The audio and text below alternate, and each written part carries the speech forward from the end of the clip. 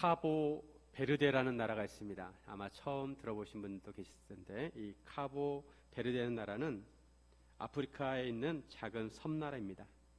이 나라 인구가 25만 명인데 내년에 월드컵에 출전하게 되었다고 합니다. 인구가 14억인 나라도 월드컵에 출전하기가 쉽지 않은데, 인구 25만 명, 인천 서구보다 적은 인구의 나라에서 월드컵에 출전하게 되었습니다. 그 나라 국민들은 아주 뿌듯함을 느낄 것입니다. 사람들은 자랑스러운 나라에 살기를 원합니다. 사람들은 거짓과 범죄와 악이 없는 나라에 살고 싶어합니다. 정직하고 모든 것이 풍족하고 안전하고 행복한 나라에 살고 싶어합니다. 하지만 이 세상에는 이런 나라가 없습니다. 그래서 이런 이상적인 나라를 유토피아라고 합니다. 유토피아는 헬라어로 뜻이 세상에 어디에도 없는 곳입니다. 하지만 성경에서 거룩한 나라를 소개하고 있습니다. 바로 천국입니다. 하나님의 나라입니다. 완성된 천국의 모습은 눈물도 없고 애통도 없고 아픈 것도 없고 사망과 저주가 없습니다. 그리고 생명수가 흐르고 생명나무가 12가지 열매를 맺고 하나님의 영광이 비치는 나라입니다. 예수님께서 이 땅에 오신 것은 이런 하나님의 나라를 우리에게 선물로 주시기 위함입니다. 주기도문에 뜻이 하늘에서 이루어진 것 같이 땅에서도 이루어지이다 이렇게 되어 있습니다. 하늘의 뜻이 이미 하늘에서는 이루어졌습니다. 하지만 아직 땅에서는 진행 중에 있습니다. 예수님께서 이를 이루셨습니다. 예수님께서 이 땅에 오심으로 하나님의 나라가 시작이 되었습니다. 그리고 예수님께서 우리를 통해서 이 땅에 하나님의 나라가 확장되기를 원하십니다.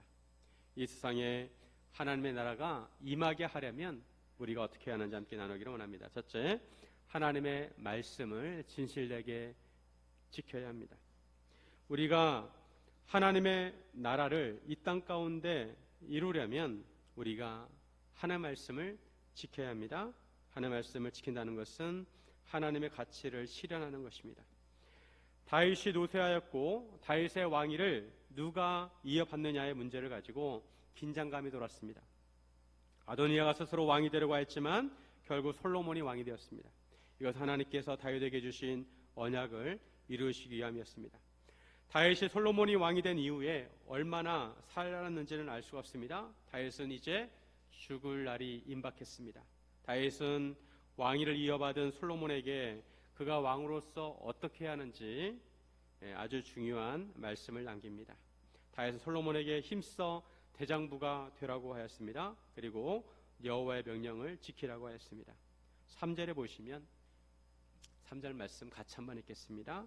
내 하나님 여호와의 명령을 지켜 그 길로 행하여 그 법률과 계명과 율례와 증거를 모세의 율법에 기록된 대로 지키라. 그리하면 내가 무엇을 하든지 어디로 가든지 형통할지니. 다윗은 하나님의 율법을 지키라고 말씀합니다.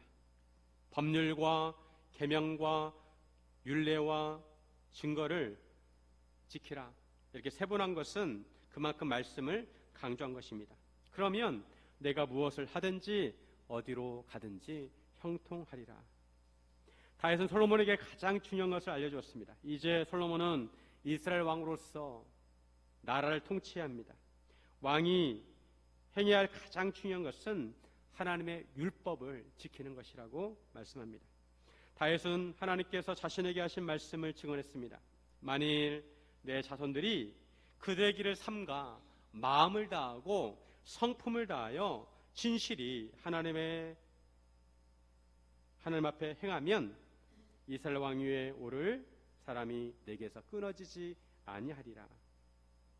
솔로몬이 하나님의 율법을 지키면 하나님께서 하신 말씀이 확실히 이루어질 것이라고 했습니다. 하나님께서 다윗의 왕조를 세워주신다는 것입니다.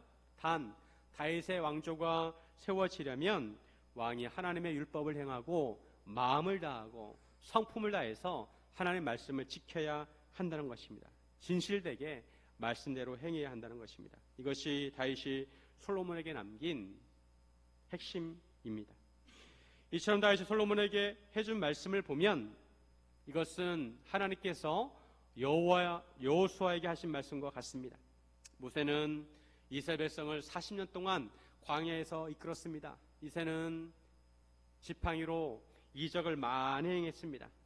홍해를 가르기도 하고 반석에서 물이 나게도 하고 이적을 많이 행했습니다. 하지만 하나님께서는 모세가 가나안 땅에 들어가는 것을 허락하지 않으셨습니다. 그리고 모세를 대신해서 여호수아를 이스라엘의 지도자로 삼으십니다. 여호수아 입장에서 매우 두려운 마음이 들었습니다. 여호수아는 이적을 행한 적도 없습니다. 여호수아는 이제 모세를 대신해서 이스라엘 백성을 이끌고 가나안 땅을 정복해야 합니다. 이때 하나님께서 여호수아에게 말씀하십니다. 여호수아 1장 7절에 보시면 오직 강하고 극히 담대하여 나의 종 모세가 내게 명령한 그 율법을 다 지켜 행하고 우로나 저로나 치우치지 말라. 그러면 어디로 가든지 형통하리니. 이것이 막중한 사명을 앞두고 두려워하는 여호수아에게 주신 하나님의 말씀입니다. 하나님의 율법을 다 지켜 행하고 우로나 좌로나 치우치지 아니하면 어딜 가든지 형통할 것이라는 것입니다. 여호수아는 이 말씀을 붙들고 가나안 땅을 정복하게 됩니다. 그의 사명을 성공적으로 이루게 됩니다. 여호수아가 왜 이렇게 성공하게 되었을까요? 그것은 하나님의 율법을 지켰기 때문입니다. 하나님의 율법을 지키면 하나님께서 우리와 함께 하십니다. 이제 다윗의 뒤를 이어서 이스라엘 통치해야 할 솔로몬의 입장에서도 두려운 마음이 들 수 있습니다. 이스라엘을 어떻게 통치해야 하는지 고민이 될 수 있습니다. 그때 하나님께서 모세의 뒤를 이어 지도자가 된 여호수아에게 하신 말씀처럼 다윗도 솔로몬에게 하나님의 율법을 지키라고 하였습니다. 그러면 다윗의 왕조가 끊어지지 아니할 것이라는 것입니다. 우리도 새로운 일을 앞에 두고 두려운 마음이 들 수 있습니다. 요즘은 세상이 워낙 빠르게 변하고 있습니다. 그래서 세상을 어떻게 살아야 하는지 두려운 마음이 들 수가 있습니다. 세상은 양극화가 심해지고 경제에 대한 뉴스는 그렇게 밝지 않습니다. 이런 상황에서 우리는 어떻게 살아야 하는지 두려운 마음이 들 수 있습니다. 특별히 해가 지나면서 새로운 삶을 개척해야 하는 사람의 입장에서는 더욱 그럴 수 있습니다. 하지만 우리는 솔로몬과 여호수아가 우리 입장과 같다는 것을 알아야 합니다. 그들은 새로운 통치를 해야 했고 새로운 시대를 맞이했고 새로운 사명을 이루어야 했습니다. 그때 하나님께서 말씀을 잘 지키면 모든 것이 형통할 것이라고 하셨습니다. 우리도 하루하루 새로운 날들을 맞이하고 있고 새로운 시대를 맞이하고 있습니다. 세상이 아무리 많이 변하고 바뀌어도 변하지 않는 것은 하나님의 말씀입니다. 그래서 이러한 시대에 대처하는 우리의 해법은 하나님의 말씀을 진실되게 지키는 것입니다. 우리가 신앙생활을 하면서 하나님의 말씀대로 살아야 한다는 것을 기본적으로 압니다. 하지만 우리의 일생을 들여다보면 하나님의 말씀대로 살아야 한다는 것을 알면서도 하나님의 말씀 따로 우리의 행동 따로일 때가 많습니다. 요즘 크리스찬들은 큐티를 제법 많이 익숙해져 있다고 합니다. 그래서 이전에는 성도들이 기도 중심의 신앙생활을 했다면 요즘에는 말씀 중심의 신앙생활을 한다고 합니다. 그래서 성도들이 말씀을 묵상하고 말씀을 실천하는 것에 보다 익숙해져 있습니다. 하지만 우리가 유념해야 두어야 하는 것은 우리가 하나님의 말씀을 적용하고 실천할 때 우리의 마음이 중요하다는 것입니다. 우리가 어떤 마음으로 하나님의 말씀을 적용하고 실천하는지가 중요합니다. 다윗은 하나님의 말씀을 실천할 때 마음을 다하고 성품을 다해야 하라고 말씀합니다. 마음을 다한다는 것은 우리 마음의 100% 하나님을 향해야 한다는 것입니다. 온 마음과 정성을 다해야 한다는 것입니다. 우리가 하나님의 말씀을 실천하기는 하지만 온 마음과 정성을 다해 하기가 쉽지 않습니다. 여러분은 어떻습니까? 여러분은 온 마음을 다해 말씀을 실천하고 있습니까? 제가 어렸을 때 학교나 학원에 다닐 때 공부를 하려고 하는 의지가 있는 학생은 아침에 일찍 옵니다. 그리고 자기가 계획한 대로 열심히 공부합니다. 선생님의 가르침을 하나라도 빠질까봐 눈을 똑바로 뜨고 선생님 말씀을 듣습니다. 모르는 것이 있으면 선생님께 질문합니다. 이런 학생들의 눈빛을 보면 진지하고 초롱초롱합니다. 그런데 공부에 의지가 없는 학생은 열과 성이 없습니다. 학교에 가더라도 지각을 하지 않을 만큼 간당간당하게 갑니다.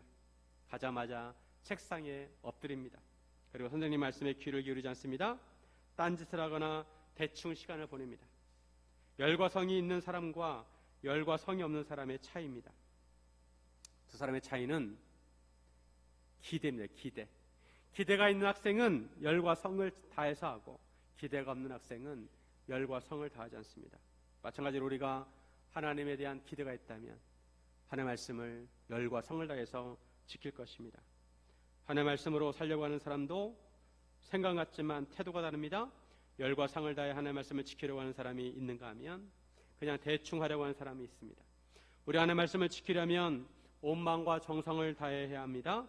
안타깝게도 솔로몬은 이 부분에서 실패하였기에 나중에 딴 길로 가게 됩니다. 우리가 실패하지 않으려면 끝까지 우리의 마음과 성품을 다해서 말씀을 지켜야 합니다. 말씀 한 구절이라도 하나님의 말씀을 최선을 다해 지켜야 합니다. 그럴 때 우리를 통해 하나님의 나라가 임할 것입니다. 사랑하는 성도 여러분, 하나님의 말씀을 진실되게 지키기를 주님의 이름으로 축원드립니다. 둘째, 정의를 바로 세워야 합니다. 하나님의 나라가 임하려면 정의로운 나라를 만들어야 합니다. 왜냐하면 하나님께서 의로우시기 때문입니다. 우리는 정의를 세워야 하고 의로운 일을 해야 합니다. 의로운 공동체를 만들어야 합니다. 다윗은 40년 동안 이스라엘 통치했습니다. 다윗이 왕으로 있을 때 여러 일들을 겪었습니다. 왕은 최고의 권력을 가지고 있기에 많은 힘과 권한을 가지고 있습니다. 나라의 중요한 일들을 결정합니다. 이러다 보니 왕 주변에는 여러 사람들이 몰려듭니다. 어떤 사람은 하나님의 뜻대로 왕과 함께 나라를 세우려고 하는 사람이 있는가 하면, 어떤 사람은 개인적인 이익을 취하려는 사람도 있습니다. 어떤 사람은 진심으로 왕에게 충성을 다하는 사람이 있는가 하면, 어떤 사람은 앞에서는 간쓸개를 다 내줄 것처럼 하지만 뒤로 돌아서면 얼굴이 바뀌는 사람도 있습니다. 나라가 잘 되려면 믿음이 충성되고 지혜롭고 충성된 사람이 중요한 자리를 맡아야 합니다. 다윗은 항상 하나님의 뜻을 헤아렸고 하나님의 뜻에 맞게 나를 통치하려고 했습니다. 다윗은 자기 주변에 다양한 사람들과 함께 했습니다. 그런 중에는 다윗이 어려울 때 도와서 힘이 되는 사람이 있는가 하면, 어떤 사람은 다윗을 힘들게 하는 사람도 있었습니다. 사람은 지내봐야 안다는 말이 있습니다. 열길 물속은 알아도 사람 마음속은 모른다는 말이 있습니다. 다윗이 이제 생을 마치는 시점에서 자기를 이어 왕이 된 솔로몬에게 사람들에 대한 처분을 맡깁니다. 의롭지 않은 사람을 남겨두면 나라를 위태롭게 합니다. 왕은 좋은 사람을 세워주고 발탁해야 합니다. 반면에 나라를 좀먹고 불의한 사람을 정리합니다. 그래야 나라가 건강하게 설 수 있습니다. 다윗은 먼저 요압을 처벌하라고 합니다. 요압은 스루야의 아들이었습니다. 다윗과 친척관계였습니다. 요압은 다윗의 조카였습니다. 요압의 형제들은 다윗이 사울왕을 피해서 광야에 있을 때부터 함께 지냈습니다. 그러다 보니 다윗과 친했고 가까웠습니다. 다윗과 어려운 시기를 함께 보냈습니다. 요압은 다윗의 군대를 대표하는 군사령관이었습니다. 그런데 다윗은 요압이 행한 일로 인해서 마음이 괴로웠습니다. 요압은 이스라엘 군대의 두 사령관 네리의 아들 아브넬과 예델의 아들 아마사를 죽였습니다. 요압이 그들을 죽인 것은 전쟁터에서 싸우다가 죽인 것이 아닙니다. 평화로운 시대에 죽였습니다. 평안할 때 비겁하게 그들을 죽였습니다. 아브넬은 사울의 아들 이스보셋의 장군이었습니다. 다윗은 유다 지파의 왕이었고, 사울이 죽은 후에 아브넬은 사울의 아들 이스보셋을 왕으로 세웠습니다.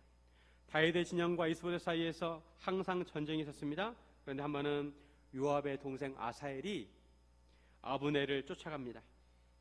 아사엘은 의욕이 넘쳐서 아브넬을 잡으려고 했지만 사실 아브넬의 상대가 되지 않았습니다. 그래서 아브넬은 자기를 쫓아오는 아사엘에게 자기를 쫓아오지 말라고 경고했습니다.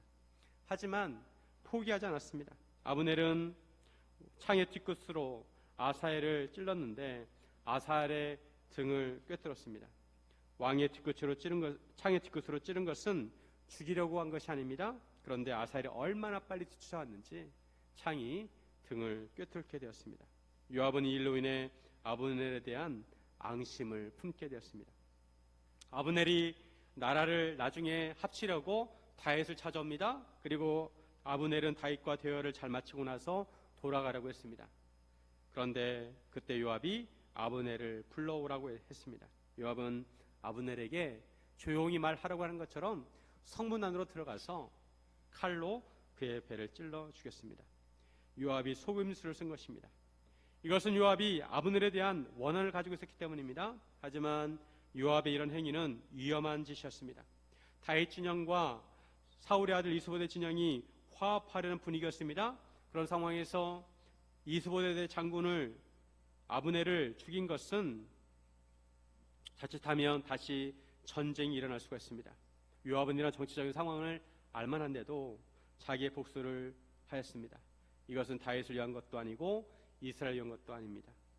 그리고 요압은 또한 아마사도 죽였습니다. 아마사는 압살롬의 반역을 일으켰을 때 압살롬의 장군이었습니다. 다윗은 압살롬의 반역을 제압하고 나서 모든 이스라엘을 통합하는 차원에서 아마사를 군 지휘관으로, 군 사령관으로 임명했습니다. 이로 인해 요압이 자기 자리에서 밀려나게 되었습니다. 이거에 대한 앙심을 품고 있다가 요압은 또 아마사에게 인사하는 척하면서 칼로 그의 배를 찔렀습니다. 이 또한 요압이 다윗과 이스라엘을 위한 것이 아니라 자신을 위한 것이었습니다. 요압은 다윗의 측근이었지만 결정적인 순간마다 다윗에게 충성을 한 것이 아니라 개인적으로 행동했고 자신의 이익을 위해서 행동했습니다. 아도니아가 스스로 왕이 되려고 할 때도 요압은 아도니아 편에 서게 되었습니다. 다윗은 솔로몬에게 이런 요압이 평안히 죽지 못하게 하라고 합니다. 그리고 베냐민 사람 게라의 아들 시므가 있었습니다. 이 사람은 압살롬의 반역을 일으켰을 때 다윗이 피난 가기 바쁜데 비탈길로 다윗을 따라오면서 돌을 던지면서 악독한 말로 다윗을 저주합니다. 시므이는 사울과 같은 베냐민 지파였습니다. 그는 다윗이 왕이 된 것을 인정하지 않았습니다. 다윗이 사울 왕의 가문을 무너뜨렸다고 생각했습니다. 그래서 다윗이 왕으로 건재할 때는 조용히 있다가 다윗이 피난을 갈 때 그에게 자기 속마음을 털어놓은 것입니다. 다윗에게 온갖 저주를 다 쏟아부었습니다. 하지만 다윗은 그를 죽이지 않고 참았습니다. 그리고 다윗이 압살롬을 제압하고 돌아올 때 시므이가 1000명을 데리고 요단으로 마중을 나옵니다. 그러면서 왕의 가족이 요단을 건너도록 나룻배를 가져왔다고 하였습니다. 시므이는 다윗이 끝장날 줄 알았는데 용케 살아서 다시 돌아온 것을 보고 자기가 한 짓이 있으니까 그것을 만회하려고 했습니다. 그때 다윗이 그를 칼로 죽이지 않겠다고 맹세했습니다. 하지만 다윗은 솔로몬에게 그를 무지한 자로 여기지 말라고 합니다. 한편 길르앗에 바르실레라는 사람이 있었습니다. 이 사람은 다윗이 압살롬의 반란을 피해서 마하나임으로 피난을 갔을 때 다윗에게 양식과 물품을 공급해 주었습니다. 그리고 다윗이 예루살렘으로 복귀할 때도 요단까지 마중을 나옵니다. 다윗은 그를 데려가고자 했지만 나이가 많다고 사양을 합니다. 대신에 김함을 데려가라고 했습니다. 다윗은 솔로몬에게 바르실레의 아들들에게 은총을 베풀라고 합니다. 그들을 솔로몬의 상에 함께 먹게 하라고 합니다. 바르실레는 진국 같은 사람이었습니다. 이렇게 다윗은 솔로몬에게 사람에 대한 처벌을 받겠습니다. 의로운 사람들에게는 은총을 베풀고 불의한 자들에게는 처벌하도록 했습니다. 기독교는 사랑을 강조합니다. 하지만 한편으로 정의를 지켜야 합니다. 하나님께서는 사랑의 하나님이신 동시에 의로우신 하나님이십니다. 그런데 사랑과 의가 서로 대립되는 것처럼 보입니다. 하지만 사랑과 의 사이에 균형을 잘 맞춰야 합니다. 사랑을 강조하고 의를 무시하면 방종이 됩니다. 반면에 사랑을 무시하고 의를 지나치게 강조하면 냉정한 사회가 됩니다. 교회도 그렇습니다. 이단을 치료하기 위해서 의를 강조하면 냉랭해지기 쉽고 의를 무시하고 사랑만 강조하면 혼란스럽게 됩니다. 하나님께서는 사랑과 의를 예수님의 십자가로 해결했습니다. 십자가는 하나님의 최고의 사랑이 나타난 곳이고 또 반면에 하나님의 최고의 의가 나타난 곳입니다. 최근에 기독교는 정의를 무시하는 경향이 있습니다. 무엇이 의인지 무엇이 정의인지 모를 정도로 모호하게 되었습니다. 때로 기독교인이라고 하기에 부끄러울 때도 있습니다. 하나님의 나라는 의로운 나라입니다. 우리는 사랑을 추구하되 의를 무시해서는 안 됩니다. 우리가 하나님의 나라를 세우기 위해서는 정의를 세워야 합니다. 정의가 무엇인지 분명히 말해주어야 하고 의롭게 행해야 합니다. 기독교인이라고 무조건 감싸서는 안 되고 그런 중에 의의 가치를 추구해야 합니다. 옳은 것을 옳다고 해야 하고 그른 것을 그르다고 해야 합니다. 아는 것을 안다고 해야 하고 모르는 것을 모른다고 해야 합니다. 우리는 사람의 뜻이 아니라 하나님께서 기뻐하시는 것을 해야 합니다. 우리가 올바르게 살려고 하고 하나님의 말씀을 따라 살려고 할 때 의로운 하나님의 나라가 임하게 될 것입니다. 우리는 적어도 예수를 믿는 사람이고 교회를 다니는 사람이라면 정직하고 진실하다는 말을 들어야 합니다. 따뜻함을 느끼는 동시에 의로움을 느낄 수 있도록 해야 합니다. 우리는 의로운 공동체를 만들어야 합니다. 사랑하는 여러분, 정의를 추구하시기를 주님의 이름으로 축원드립니다.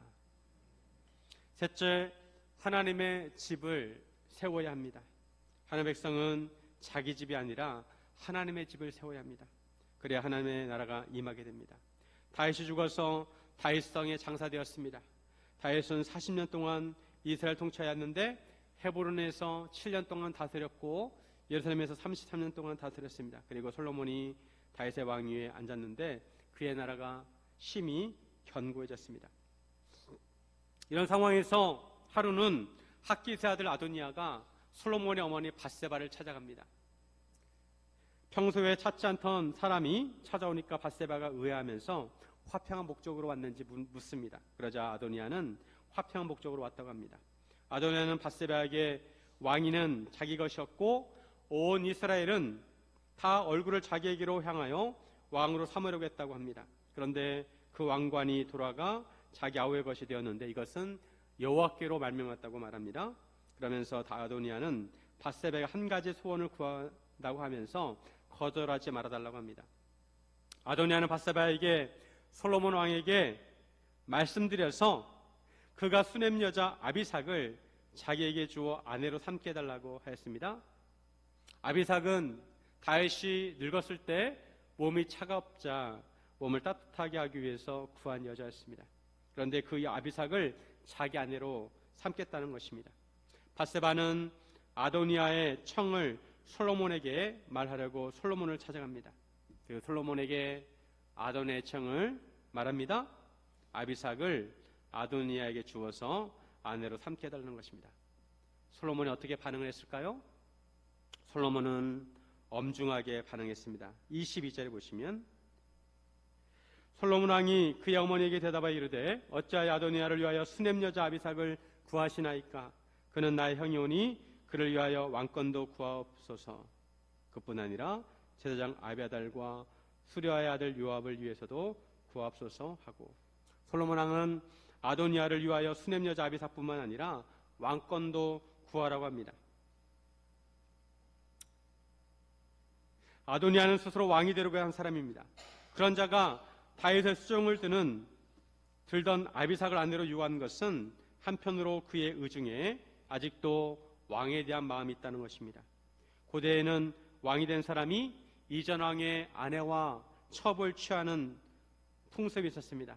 물론 이것은 하나님의 율법에 어긋나는 것입니다. 그런데 아도니아가 아비삭을 요구한 것은 한편으로 왕권에 대한 미련이 있다는 것입니다.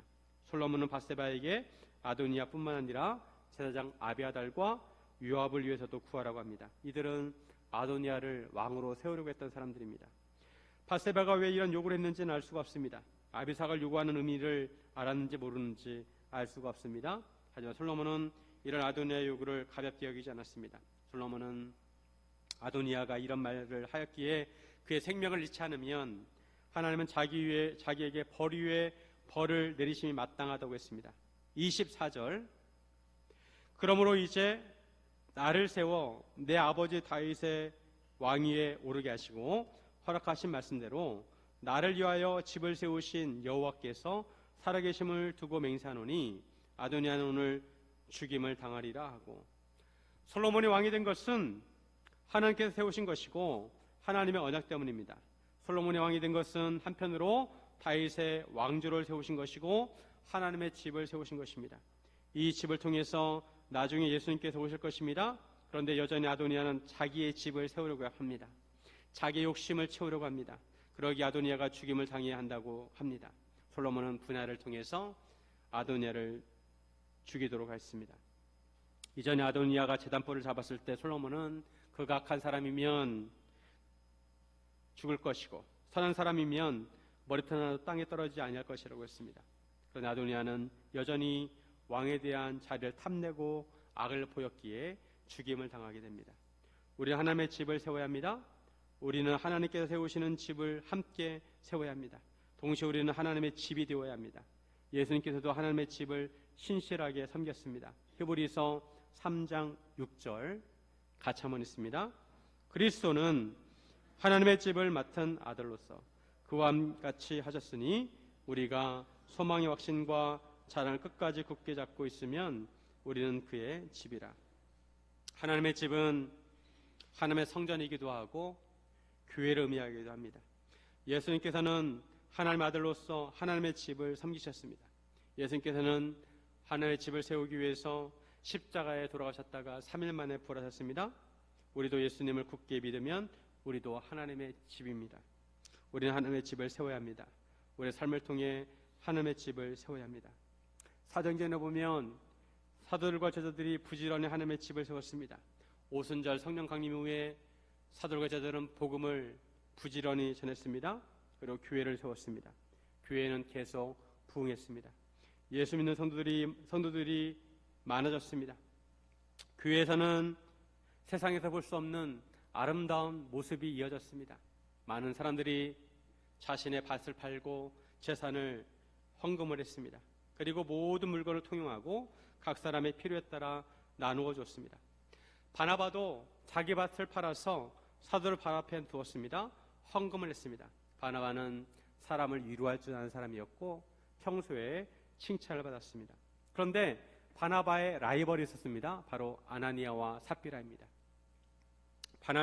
바나바가 밭을 팔아 헌금한 것이 자극이 되었는지 이들도 밭을 팔아서 사도들 발 앞에 두었습니다. 일부는 드리고 일부는 숨겼습니다. 문제는 그들이 일부만 드리면서도 그것이 전부인 것처럼 속였다는 것입니다. 베드로는 아나니아가 하나님께 거짓말을 했다고 하였습니다. 이 말을 듣고 아나니아가 그 자리에 엎드러져 죽습니다. 사람들이 그를 장사하고 돌아왔습니다. 3시간쯤 지나자 그 안에 삽비라가 무슨 일이 일어나는지 모르고 들어왔습니다. 삽비라에게도 똑같이 묻습니다. 이것이 전부냐? 그러자 그도 부부 일심동체라고 똑같이 거짓말합니다. 그리고 삽비라도 바로 그 자리에서 죽습니다. 이것을 통해 온 교회와 이 일을 들은 모든 사람들이 두려워했습니다. 하나님께서는 왜 아나니와 삽비라를 이렇게 죽게 하셨을까요? 헌금을 안 한 사람도 있는데 아나니와 삽비라는 밭까지 팔았습니다. 하지만 문제는 그들의 거짓말이었습니다. 하나님께서는 하나님의 집인 교회가 거짓으로 세워지기를 원치 않으셨습니다. 하나님께서는 하나님의 집이 정직과 거룩으로 세워지기를 원하십니다. 구약에서 성전을 지을 때도 모든 물건을 거룩하게 구별하셨습니다. 성전을 섬기는 제사장들도 기름 부어서 거룩하게 구별하셨습니다. 하나님께서는 교회가 거룩한 하나님의 집이 되기를 바라십니다. 그래서 아나니와 삽비라를 엄격하게 다루신 것입니다. 마치 가나안의 첫성 여리고성을 점령할 때도 하나님께서는 첫성이기 때문에 모든 것을 다 바치라고 했습니다. 사람이든 생명이든 물건이든 다 하나님께 바치라고 했습니다. 그런데 아간이라는 사람이 황금 덩어리를 보고 욕심이 생겨가지고 그걸 숨겼습니다. 그때 어떻게 했냐면 하나님의 그 죄를 다 드러나게 하시고 아간을 돌로 쳐서 죽이게 하십니다. 만약 이런 기준으로 현대 교회들을 다루신다면 남아날 사람이 없을 것입니다. 하지만 우리가 기억해야 할 것은 하나님께서 거룩한 하나님의 집을 원하신다는 것입니다. 요즘처럼 날씨가 추워지면 따뜻한 집만큼 우리를 행복하게 하는 곳이 없습니다. 우리가 마지막 재앙과 심판 때 무너지지 않는 집을 세워야 합니다. 우리는 무너질 우리의 집이 아니라 무너지지 않는 하나님의 집을 세워야 합니다. 아도니아와 아나니아와 삽비라는 자기 집을 지으려고 하다가 멸망하게 되었습니다. 하지만 하나님의 집은 무너지지 않습니다. 우리는 하나님의 집을 세워야 합니다. 성경에 보면 교회를 집에 비유합니다. 예수님은 집의 기준이 되는 모퉁이 돌이시고 우리는 모퉁이 돌에 연결된 집의 각 부분들입니다. 우리는 항상 갈등합니다. 하나님의 집을 세울 것인가 아니면 나의 집을 세울 것인가. 하지만 우리가 하나님의 뜻대로 하나님의 말씀대로 살아갈 때 하나님의 집이 세워지고 하나님의 나라가 우리가 있는 곳에 임하게 될 것입니다. 하나님의 나라는 나로부터 시작이 됩니다. 내가 하나님의 말씀을 진실하게 행하고 의롭게 살아가고 하나님의 집을 세우면 나를 통해 하나님의 나라가 임할 것입니다. 그렇지 않고 하나님의 말씀을 무시하고 나의 이익을 추구하고 나의 집만 세우려고 한다면 하나님의 나라는 멀어질 것입니다. 예수님께서는 죄악으로 물든 세상에 하나님의 나라가 세워지게 하셨습니다. 우리는 예수님처럼 해야 합니다. 예수님께서 하라고 하신 대로 해야 합니다. 하나님의 말씀을 진실하게 행하고 의로운 공동체를 세우고 하나님의 집을 세울 때 하나님의 나라가 이 땅 가운데 임하게 될 것입니다. 사랑하는 여러분, 우리를 통해 하나님의 나라가 임하기를 주님의 이름으로 축원드립니다.